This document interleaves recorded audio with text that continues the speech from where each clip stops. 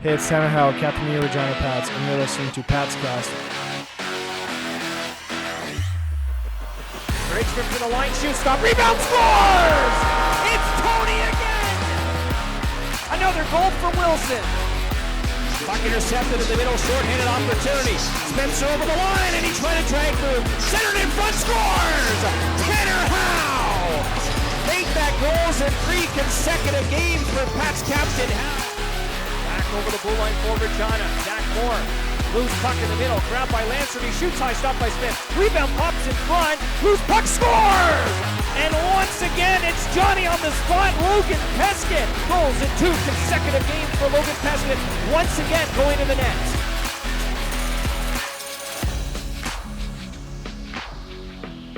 Welcome to Pats Cast, the unofficial Regina Pats podcast. It's episode 182. It's November 10th, day before Remembrance Day. How we do tonight, Kev? Pretty good, all things considered. Made my color commentary debut this week, but unfortunately, our beloved Pats did not fare well in the last couple weeks.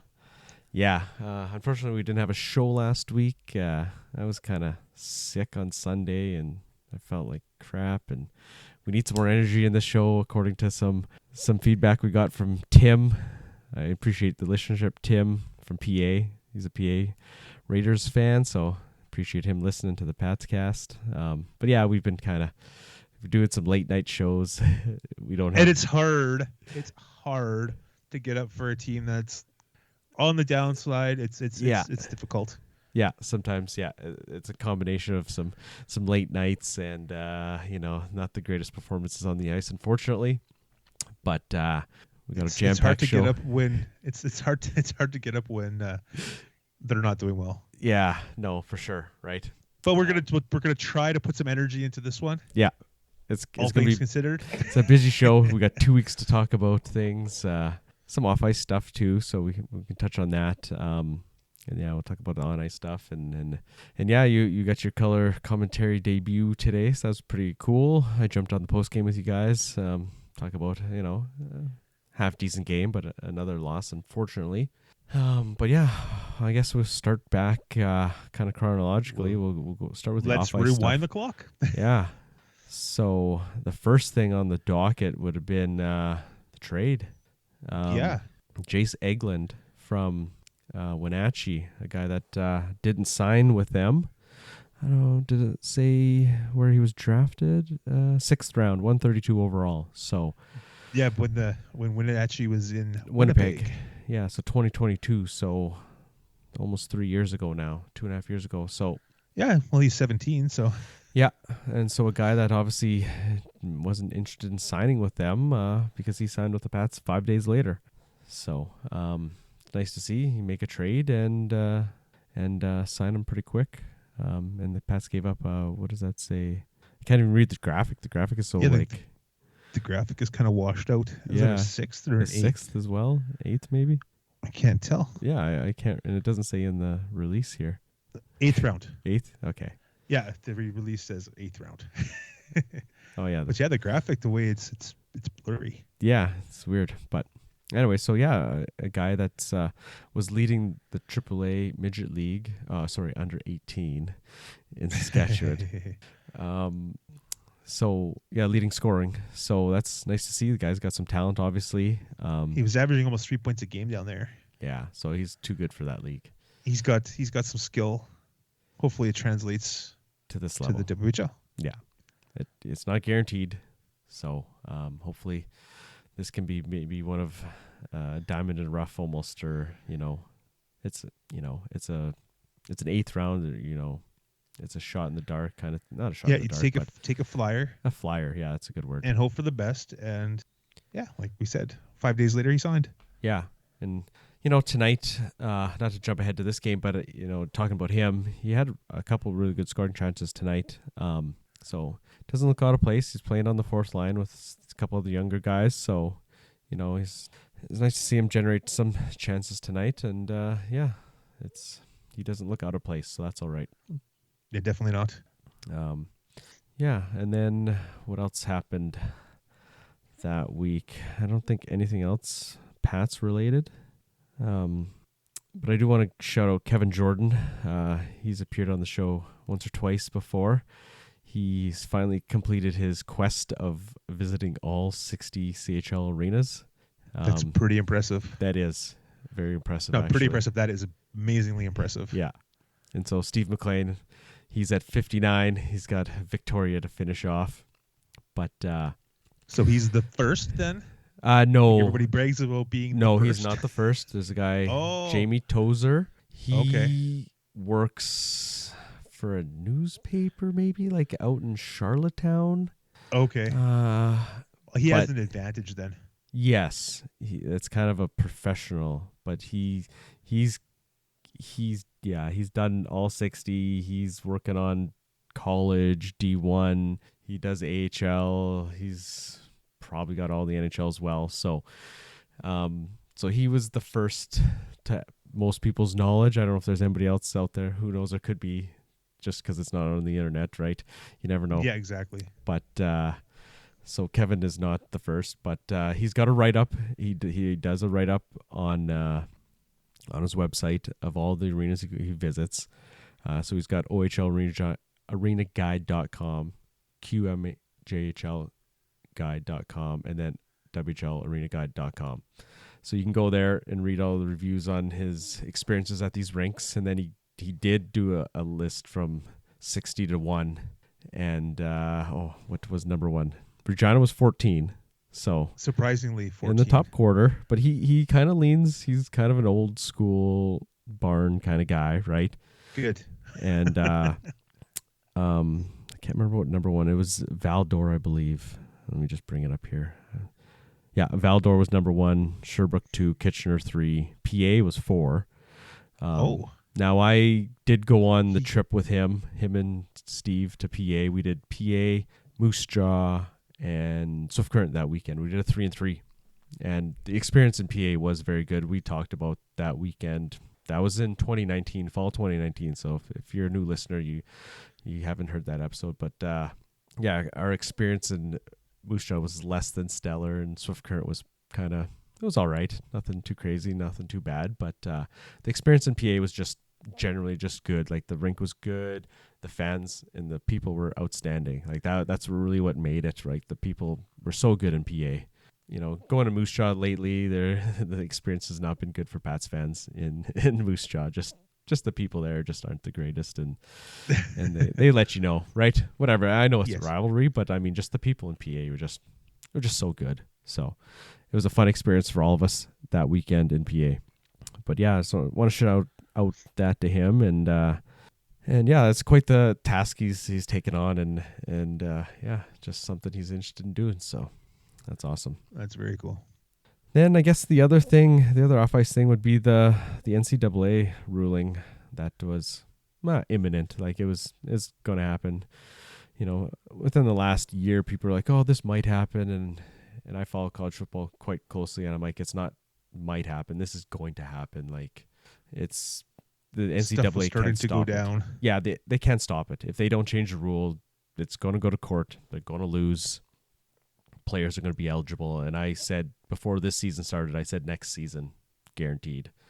And yeah, fall 25 CHL players are eligible, and you keep seeing more and more that are committed to Division I schools. Now, it's just kind of been overage players that I've seen commit. Nothing crazy, like a top-end 18-year-old yet. That'll be kind of see how that plays out. Yeah, there's so many uncertainties still. Yeah. Like no one seems to know exactly what's going to go on. I don't think the leagues, like the No. WHL and OHLQ, really know exactly how to handle it because of the player agreements and stuff like that. It's like, how do they handle it? Do they, if a player commits, do they lose their potential scholarship to go to U Sports and stuff? Like, yeah, who knows, right? Then the WHL did come out with a statement saying that they didn't say any specifics in that statement.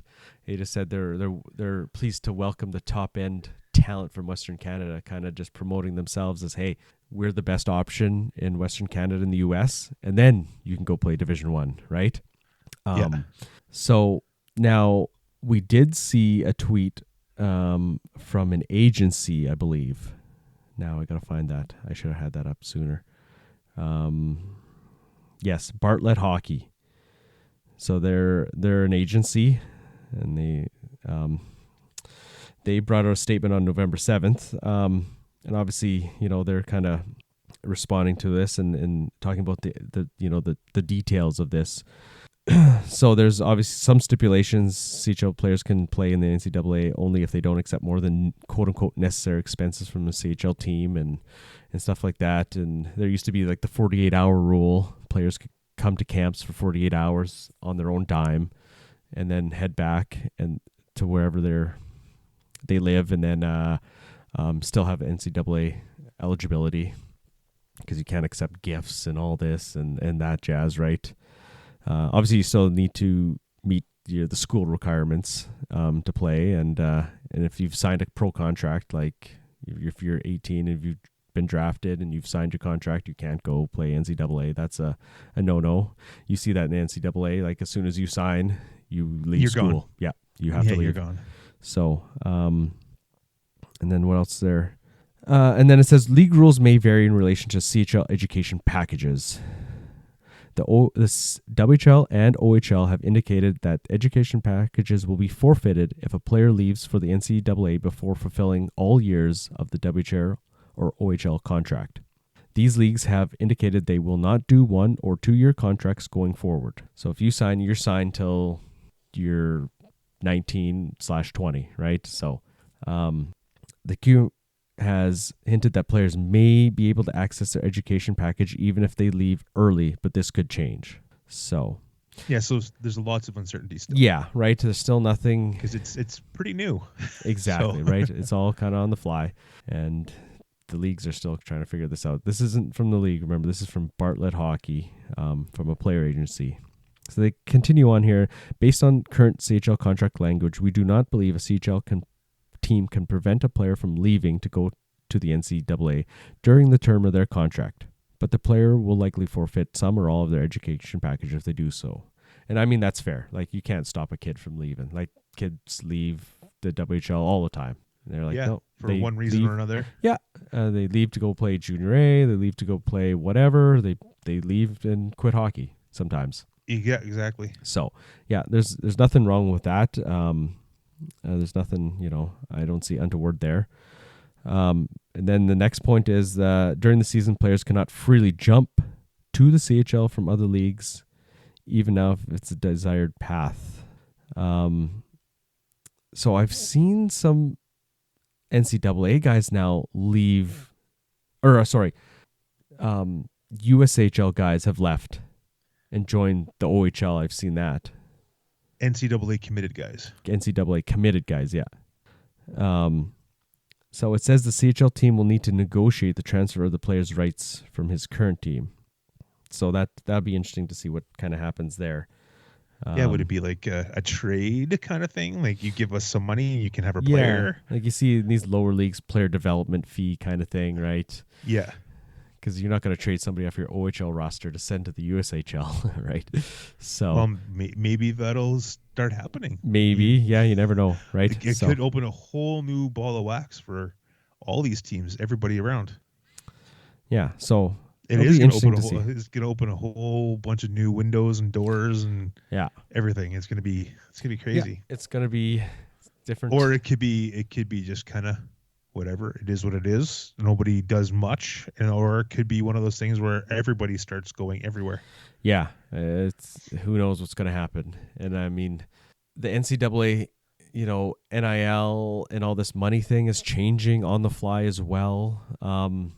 There was, they called them collectives, so it was the third parties are paying the players, like the basketball players, the football players, obviously the top two sports that are generating money in the NCAA. The other kind of sports don't really generate much money. They're all funded basically from football and a little bit from basketball.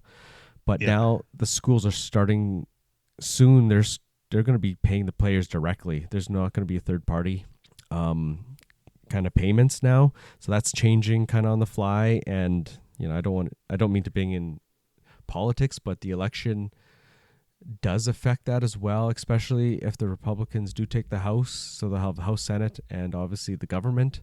So stuff will get done now that it's all one party. And the Republicans are kind of on the side of just letting the schools pay the players. The Democrats were looking at maybe making the players employees, and that was going to turn a whole nother ball of wax into this whole thing. So that was going to get messier if it was going to go that way. So now schools are paying players directly. There's going to be more scholarships available to players because there used to be a scholarship limit. You know, I think it was like baseball had 5.5 scholarships out of your like 25 players. Now there's no rules saying you can only give out 5 scholarships. Now you can give out scholarships to the whole team. Will schools do that? It'll all depend on their money situation. And then there's the whole NIL side that players are getting actual cash money, right? So it'd be interesting because hockey isn't a really revenue generating sport. So I don't know how much NIL money there is in the hockey side of things. I mean, some of those, you know, maybe the Boston College, Boston University, kind of that Northeast area might have a little bit of money, but it'd be interesting to see if they're going to, you know, entice some players, if they can entice some 18-year-olds to come and play and here's some money for them, right? So it'd be interesting. Yeah, it's going to be very interesting. And the Pioneer is, he's the first one to commit. Yeah, Braxton was the first one to commit. Obviously, there was a couple guys that had challenged the NCAA that kind of got this ball rolling. I don't know. I can't remember their names offhand, but he was. They kind of spearheaded not the change, but it was going to happen either way. But they were the first ones to take the NCAA to court, and then Braxton obviously seen the opportunity and what was happening in the States. Obviously, he's connected in the States and stuff like that. So he was the first one to fully get a verbal commitment as how binding a verbal commitment can be. But like I said, there's been a few more commitments here over the last couple of weeks. So be interesting to see how it all shakes out. Like I said, once, you know, be interesting to see if a top end 18 leaves the CHL team to go play NCAA. That's for sure. Yeah. Like you'll see lots of 19s committing. You know, you're not too sure if your spot's available as a 20 and you have an opportunity in the NCAA before you go CIS or something like that. That's not going to be too surprising. That's true. Yeah. So, yeah, it'll be interesting to see what all happens. Like I said, it's changing by the minute, literally. So, yeah. Anything else you got for off-ice That was stuff? actually only announced like 3 days ago. Yeah. So, yeah. But yeah, it's kind of crazy what's kind of gone on. But like I said, it's not surprising, and I was just waiting for it to actually happen because it was going to happen.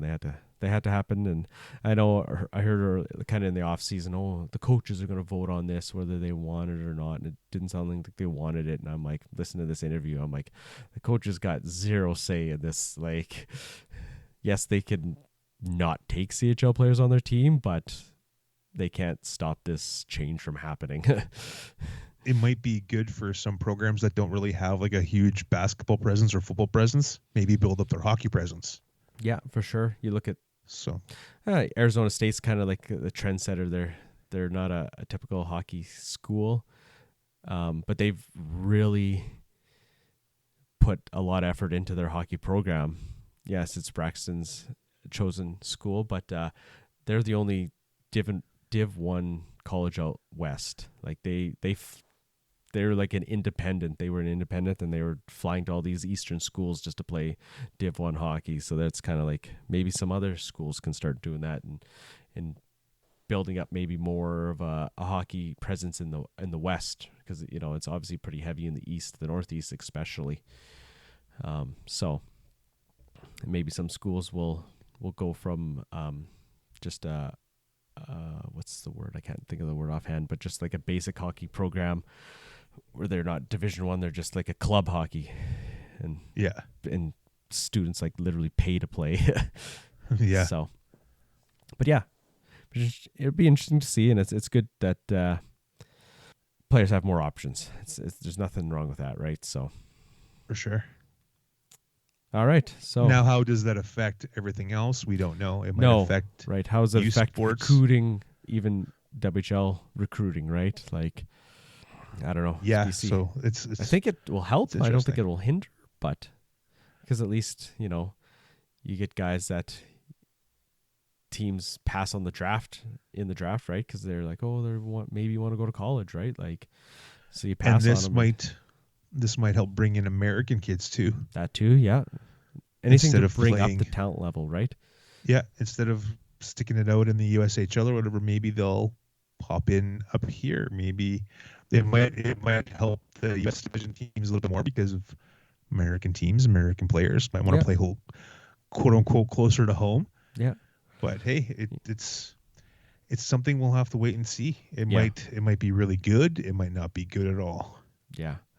You see how well Portland recruits already. They don't need any more help. Definitely not.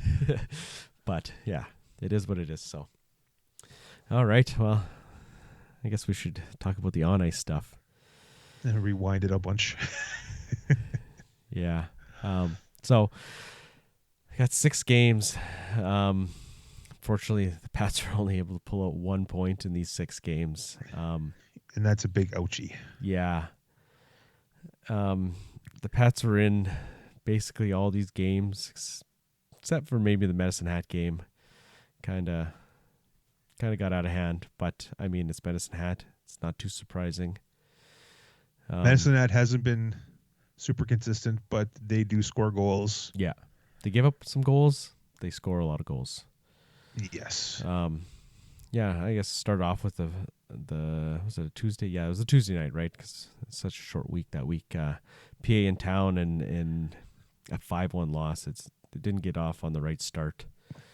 That's a game that we kind of talked about. PA coming in, they're below you. They were below you in the standings, and it should be a good game, but it just kind of got out of hand. I only watched the first period in this game, and the shots were 15-5, but it didn't seem like it was it didn't seem like PA really dominated the Pats in that first period. I thought it was a pretty even period. But the Pats just kind of, it was only 2-1 going into the third, and they just couldn't get anything done in the third by the looks of it, right? Yeah, then the wheels kind of fell off. Yeah. Like, you get the goal late. A power play goal early, power play goal later on, and then they scored pretty much right after the second power play goal. Yeah, back to back there. And yeah, it was done. Yeah, it's unfortunate. Yeah, you're going into the third period 2-1. You get the goal, 30 seconds to go in the period, and just yeah, it's too bad, right? Some penalties. Kind of a little bit of a theme these last couple of weeks. Penalties. The team hadn't been really undisciplined, really. No, but the penalty kill was doing really well. Then all of a sudden, it just kind of took a little bit of a nosedive lately. Yeah, they gave up, like you said, 2 power play goals on 5 chances, and they were 0 for 2 on the power play, which was pretty hot to start off with, and it's kind of really dipped here as well. Yeah, it's cooled off. They've both gone the wrong direction, and yeah, that doesn't help. So yeah, it's tough start right there. You lose 5-1 to a team that you should at least compete with. Yeah, and then you get Medicine Hat rolling in. Wasn't great. 3-0. definitely wasn't. 3-0 to start the second, right off the start of the second period, and I said to you, I'm like, they're not going to score 4 and win this game to win this game. I mean, they did score 5, but they gave up 7 more. Well, then they scored then Medicine Hat scored the fourth goal 2.5 minutes after they made it 3-0, and it was like, yeah, no. Then they got 3 in a row, and you're like, okay, it's 5-3. So you're saying there's a chance? And then they scored 3 more in themselves, and yeah, so that was not a game to write home about. No, it was a pretty loose game.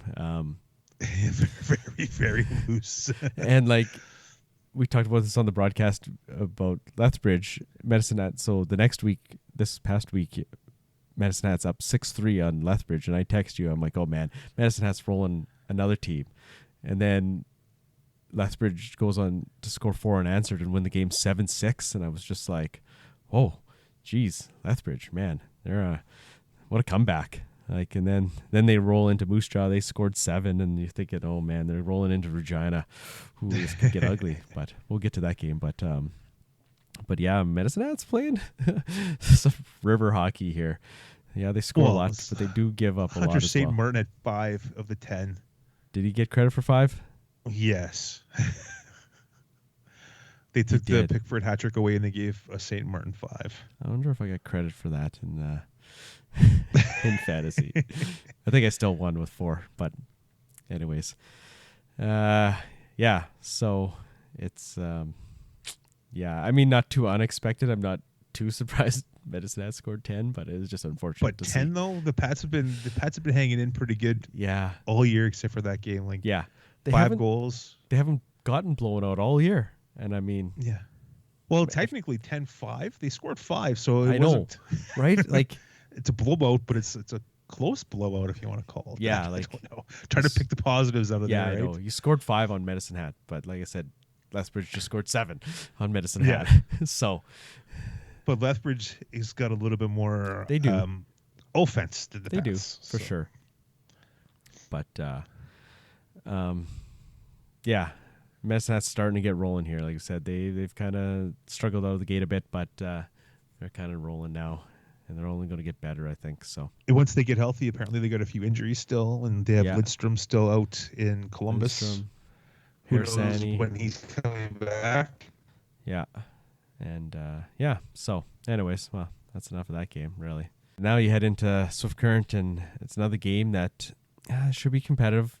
Swift Current's starting to pick up steam, though. Swifty's actually a decent team. They got Yeah. a couple guys that can score. Well, 3 or 4 that can score. So Yeah, they've kind of really picked it up here lately.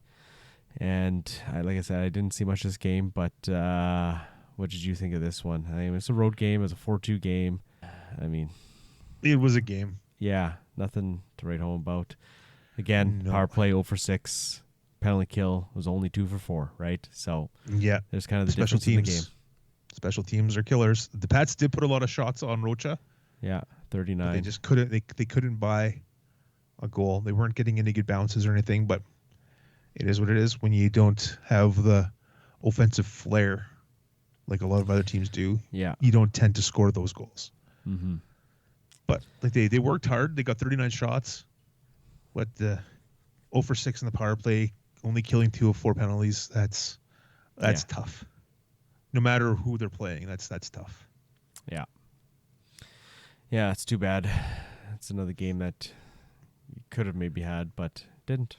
So, kind of just the story of this kind of streak. It just kind of, they just can't find a way to get over that hump and win a game here. All right, and then you move on to another PA game, another PA in town here, and thinking, okay, maybe they can rebound. And they get 1 point, which, you know, in the grand scheme of things, yeah, it's 1 point, but it's, I don't know, if it's something, it's a game that they could have won, you know. Regina had lots of chances in overtime. They had been good in extra time lately, or up until lately. And Yeah. they had a shootout loss, I think it was, and then this one, and this was Hildebrand has the Pats number. Yeah, You got to admit, the dude is really good against the Pats. yeah. The Pats had 44 shots total in this game.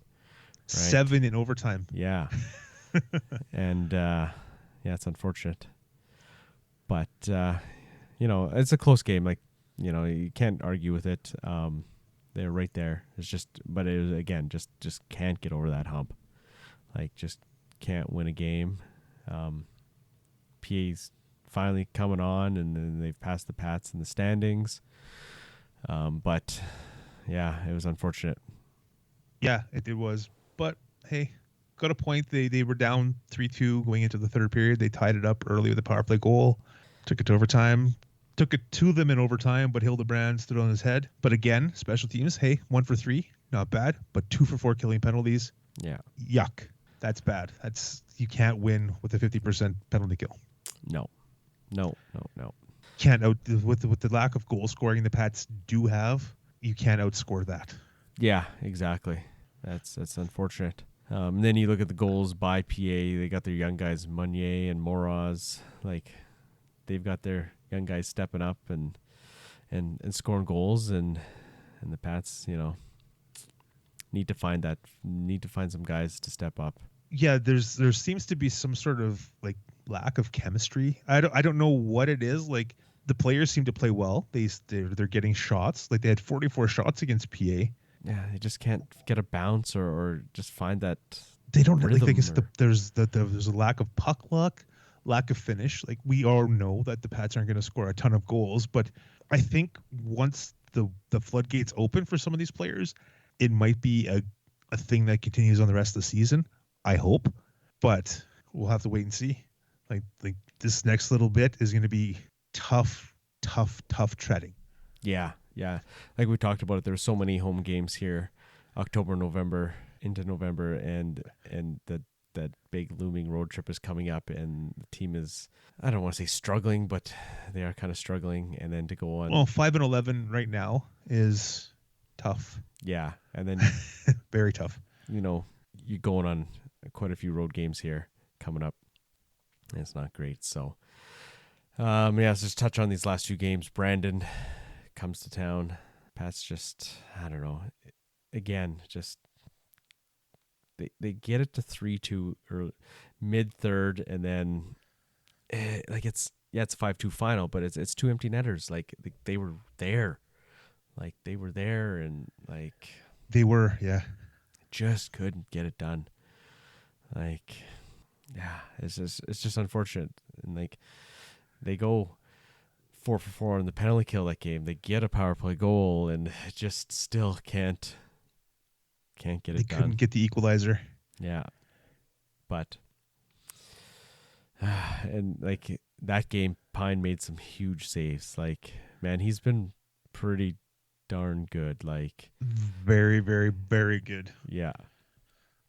He made some outstanding high real saves on that game. He's been the highlight of the night or the save of the night many, many times Yeah. for the WHL this year already. It's Yeah. unbelievable. Yeah, he made another amazing one tonight. Didn't even realize he got his paddle on it. No, you did. I didn't. They didn't show the replay in house or anything, but Yeah. on the Twitter feed or the X feed or whatever. Somebody was on it at the league. Yeah. So, because that wasn't even save of the game in house. No, I don't think anybody really even noticed it. Yeah. Or they noticed it too late. I don't even remember that play. So, No, me neither. but I was doing the color and I was at a different angle, so we thought it just went off the crossbar or the post, yeah. because we mentioned it was like 3 or 4 posts for the Pats tonight, but Yeah. didn't realize he got a piece of it with the paddle. Like, he saved a sure goal with the paddle. Yeah, definitely. So it's a tough one against Brandon, and you're going to see them upcoming here in the road in Brandon for 2 straight. But so maybe they can take something away from that game and then get at least 1 in Brandon, because that's kind of what you hope for. And then, like I said, Lethbridge rolling in, and yeah, they're hot. They scored 7 goals, 2 straight games. I was worried. I was a little worried as well. Yes, after I was watching actually that really Medicine worried Hat 'cause- game, I was too. And but I mean, the Pats played pretty well. The first period wasn't great. They kind of hung on. Lethbridge really came out, scored 4 minutes in. Our buddy Miguel Marquez, and then they get a second one, and then the Pats had a power play, couldn't score on it, but they were able to score right after the power play. It's kind of nice. It was literally a tale of 3 games. Lethbridge pretty much owned the first. Yeah. The Pats didn't own the second, but they had a lot of the play, so it was almost like a reverse. And then the third period was just sloppy. No one could connect a pass. It was just Yeah, and then the penalties at the it end was got rough. out of control. And then the penalties just screwed the game. But the Yeah, Pats had just way a too many. great power play mid-second tonight. Like, they controlled it. They didn't score. And I'm like, okay, they took momentum from that and had a really good period. Then the next 2 power plays they had, I think they were early in the third before things kind of got out of hand. Yeah, they had the late one in the second and one kind of early mid third. and those 2 power plays were horrendous. Like they had Oh, nothing. absolutely brutal. Yeah, and it was unfortunate because after they had such a good power play in that second period there, I couldn't draw on that. And then then the penalties got out of hand in the Not end. being able to capitalize on the 5-on-3 Yeah, was killer. And when Lethbridge capitalized on their 5-on-3, then that was the difference. That was the game, and that was the difference right there. And the second goal, you didn't see it, but I seen it. And like Zach Shantz took a high sticking penalty. Well, the guy literally grabbed Zach's arm and lifted it up and high sticked himself with Zach's stick. And I was just like, oh, you gotta be kidding me. I mean, the ref from behind called it, so he sees the stick come up, and like it is what it is. But it was just like, oh, you gotta be kidding me. Hey, the Pats had 7 power plays tonight. I know. Yeah, I know. But like everybody says, oh, the refereeing is bad. I'm honestly gonna say, like, I usually don't criticize the referees on here, but the officiating was pretty bad this game. Yeah. Like, what was up with that linesman waving players and like the one linesman? I'm not gonna say which one, but it felt like they extended the game an extra like 10 minutes because every face-off they had to line up. Like, it was unbelievable. I've never seen that like that. Yeah, and the It was one linesman baffling. was in the road at the blue line, like guys trying to come in and out of the zone, and it was just like not good. And then I mean the calls are the calls. The Pats had their opportunities. They had a 5-on-3, so you're Exactly. gonna get like a I call. Said, I'm not gonna complain. Like, hey, the Pats lost because they lost. They couldn't score on the power play. They had 7. They should have been able to score. They couldn't. But man, the officiating tonight, I have to say, was just probably one messy. of the worst. Yeah. The worst officiated games. Like, I'm not even kidding. Yeah. And like Cole Temple gets cranked I was just about to say from behind and that's gets gotta the be guy 5 gets a in double game. minor for boarding. That's gotta checking be from 5. behind. Like, Why do they never he- call checking from behind? Why is it always boarding? Yeah, Call it as it I don't is. know. It's check from behind. He went face first into the boards. How is that not 5 in a game? Like, Yeah. yes, at least they called it 4, but come on, that's safety issues, right? Like, Yeah, exactly. Well, thank goodness Temple got up. He had a bloody nose or whatever. Yeah, But thank goodness he got up and didn't have any serious injuries because that was because that was kind ugly. of that was ugly. But it is what it is. Yeah, Pats are on an 8-game skid. They gotta get some wins or it's gonna snowball out of control. yeah, Especially next 2 in Brandon, then coming home for 1 and then on the road for their trip. yeah. And So, the one like, they is, gotta.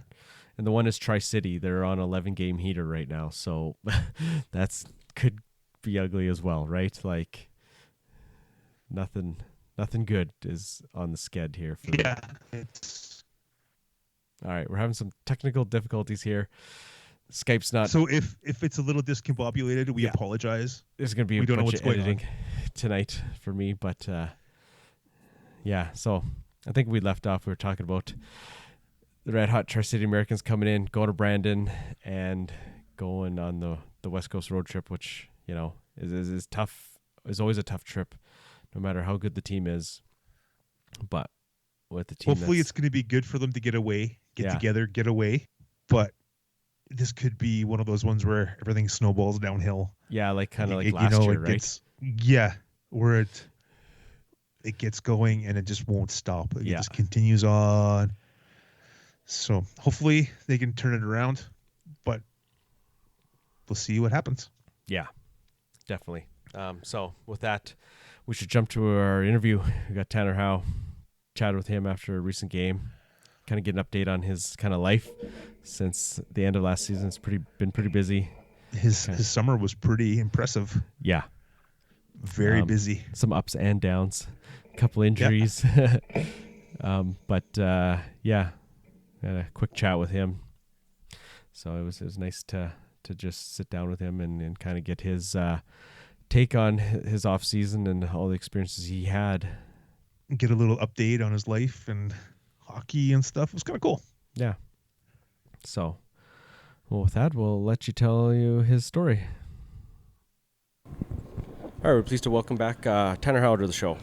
Thanks for taking some time, Tanner, tonight. Yeah, thanks for having me. You've had quite the off season since we talked to you last. Do you have any downtime this summer? Any fishing time? A little bit. It was pretty chaotic summer. It all started with the draft and World Junior Camp and getting injured there, and having that setback is sitting at home doing not a lot. So it's pretty crazy summer of ups and downs, but it was definitely really cool to go to the draft and spend time with my family and, spend some time in Prince Albert with my family.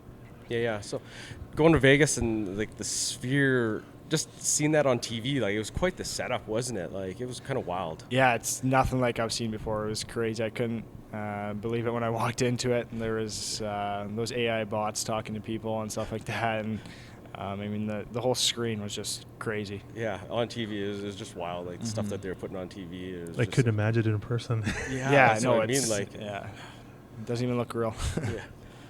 So how did it feel to get drafted by the Penguins? Did you have an inkling you were going to get drafted there?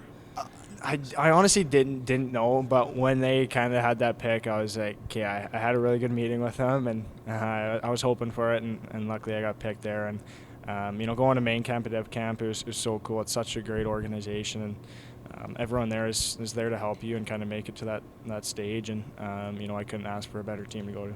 It was interesting that it was Brunick was drafted just before you, and there's a few people online that were saying, "Oh, I wonder if Howe's going to go next." When I seen Pittsburgh had 2 picks, I was like, I wonder if Howe goes one of these picks. Like, I was just I didn't think you were gonna go. I was just like, I wonder if they take him here. Yeah, right? no, it's cool to kind of go with him. I knew him a bit from the combine, and once we got drafted together, we kind of connected pretty quick, and we talked a lot and had lots of fun at Dev Camp and stuff. So. All you at development camp, Jaeger was there as well. How cool was that to go with your friend? Like, Yeah, somebody you actually knew. Yeah, it was awesome. Us playing together when we were 6-7 years old back in PA, and hanging out a lot and being best buddies, and kind of go to the same NHL team was pretty cool. And it was nice to just go to a team, having someone I was comfortable with and having a friend there, and I think that helped a lot. I spent a lot of time with him, so yeah, it was good.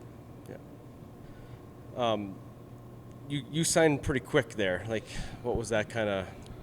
How did that process go? Yeah, it was all of a sudden you're drafted, and not too long after, it's like, Howe signs. I'm like, awesome. Yeah, it was pretty great. I didn't really expect it. I went to Dev Camp. I thought I had a really good Dev Camp. I thought, I worked hard and kind of battled, and I put a good showing. And my agent kind of called me the night before and said, this is the offer, do you want it? And they're looking to sign you. And next day I walked in and signed the papers, and that was that. So it was pretty special moment for my family. And not going to say no to that, right? Exactly. And you even signed before your buddy Jaeger. Yeah, exactly. Yeah, we were talking about that. We were like, oh, is Jaeger even signed yet? We weren't sure. And then it's kind of crazy, he signs, and then he gets traded. Yeah. How crazy is that? Within a week or something. Yeah, that was wild, but. So skipping forward a little bit, how was it like being invited to the Canada Development Camp? What was that like? Yeah, it was awesome. Going to that camp and playing with those top end guys, seeing what they do and kind of just learning off them was a great experience. And I got to play in that red and white game, and then I was in the Sweden game until I got hurt, which was unfortunate. But it was great to kind of build some new friendships with those guys and be with them. So. How does development camp and the Team Canada camp, how does that improve your game? Because you're playing against top end guys all the time, rather than say a WHL team where there's different levels of skill there. Yeah, I thought it kind of helped me stay in game shape almost. I was playing 5-on-5 hockey in the summer. I mean, not a lot of people do that, so it meant something, and you're giving it your all, and I thought that kind of helped a lot. So you wore a bubble. Did you get some dental work done or anything? Yeah, I noticed there's a little bit of a gap there. Yeah, I lost 3 teeth, but luckily I was fortunate enough they put 2 back in. Oh, nice. And then just one's missing, so I'll have to get a. You got a hockey smile now. Exactly. Yeah, that's what everyone tells me. But yeah. Then you get back to main Pittsburgh camp. How was that? Then you get all the vets starting to come in. How was that experience, just even off the ice? Yeah, it was definitely a really cool experience. It was definitely a big jump playing against those guys, and I was fortunate enough to be on Crosby's team, so I got to practice with him a lot and kind of see his habits and how he approaches the game and things like that. So that was really cool, and just being around those guys that have been in the NHL for 10, 12 years was so special. And I thought it was definitely a good learning step, and I took a lot from that. You got into one preseason game. What was that like? Yeah, it was so fun. We were in Buffalo, so we took the private jet, which was pretty cool to kind of go on that. A little bit better than a bus. Yeah, definitely. A lot better. But, it was super cool. Buffalo played a lot of their guys because they were leaving to Europe the next couple of days, so they played a lot of their guys. So it's really cool, and to play against, Tage Thompson and those guys, so it was pretty special. What was that pace like on the ice? Yeah, it's a whole nother pace. I mean, everyone's in the right spot. Everyone's, makes quick, smart plays, and there's not a lot of mistakes. So if you do make mistakes, usually in the back of your net. So. Yeah. And then you come back here, and you didn't play long, and then it's another injury. Mm-hmm. How tough was that to just deal with? Yeah, it sucked. I mean, no one really wants to go through an injury. It was my second game back, and took an awkward fall into the boards and messed up my hand, so that wasn't fun. But I kind of battled through that and tried to get back in the lineup as quick as possible. And it's definitely good to be back and try to help this team win. Yeah, I mean, it didn't seem to affect you too much once you got back. Three goals in the first 3 games. So how's it going now for you? Yeah, I think it's going all right. I think it's taken a bit to kind of find my game. I feel I got to get my legs under a bit more, but. That's going to come, and it starts in practice competing, and I think it's going to come, and hopefully take a big step. Yeah. What can you bring back to this team that you learned at these camps that you've done this summer? Yeah, I think it's just how you approach the game. I think coming to the rink early, doing what needs to be done. To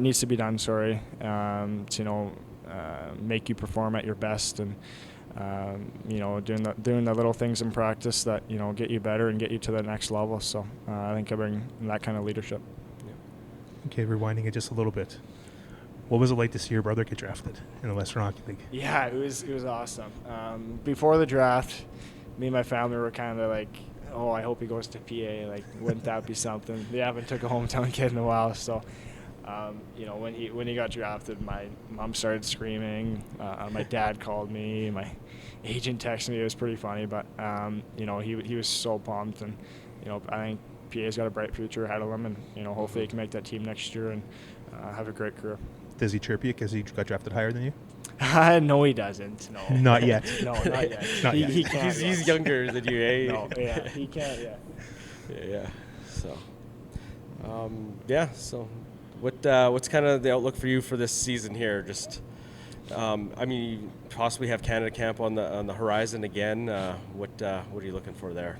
Yeah, that was a big goal of mine coming into the season, is kind of get that invite, get that foot in the door, and kind of go there and push my way to make that team. I think that was my childhood dream, and I know my family and parents would be so proud of me if I made that team, and that'd be a dream come true. And so I think that's a really big goal for mine, but. Other than that, I want to help this team win. I want to make the playoffs this year. I haven't made the playoffs in 2 years now, so it's been a little frustrating, but hopefully we can do it this year. Was there any takeaways you got from the Team Canada camp that you could take into the next camp if you make it there? Yeah, I think you got to play your style of game. You don't want to there's so many talented guys there. You gotta bring your own thing that you're really good at, and I think that's for me. It's playing the right way, not making a lot of mistakes, and playing that 200-foot game and being hard on the opponent. And I think if I do that, I have a good shot. Yeah, I think you're like they're perfect, like fourth line kind of guy, like penalty kill guy. They're always looking for those type of guys that have skill that don't necessarily play penalty kill on their CHL team. So nice to see if you could make that. That'd be awesome. Yeah, so. Definitely. I think that's about all I've got. So. Yeah, that's pretty much covers the whole summer. It's quite the long summer. Yeah, quite the experience for you. Hey, It was a short season last year, but it was a long summer this year. Hey? Yes. It was kind of like a whole busy year. So did you actually get any fishing in during the summer? Yeah, me and my family went a couple days. We went Catch anything? We did. Well, funny story. My dad, we had like a stringer on the boat, and he took off with the stringer in the water, so we lost like all our fish. But we slowly got him back. But yeah, it was pretty unfortunate. Yeah, well, that's the joys of fishing, right? Yeah, exactly. Yeah. So, all right. Well, thanks again for taking some time out of your night for us. Yes, thanks for having me. Thanks, Tanner. Good luck the rest of the way. All right. Yeah, we should probably get out of here soon. It's a longer show. We kind of went a little long in the start there, but Well, we did miss a week, so hopefully Yeah, people 6 understand. games. Yeah. But yeah, But hey, it is what it is. to all those people that listen, thanks for listening. Yeah. Thanks especially if you're not a Pats fan either. Thanks, Tim. Shout out Tim again. Yeah. And we did try to make it as upbeat as possible. Yeah, I because, think we're a little more upbeat tonight, even though Skype's not playing our game tonight. But Oh, we battled through it's it. being brutal tonight. Yeah. Oh well, it is what it is. Yes. But yeah, with that, we should get going, and we'll see you at the rink. Not till Take it next easy. week. Yeah. Good night. Take her easy, eh? Everybody.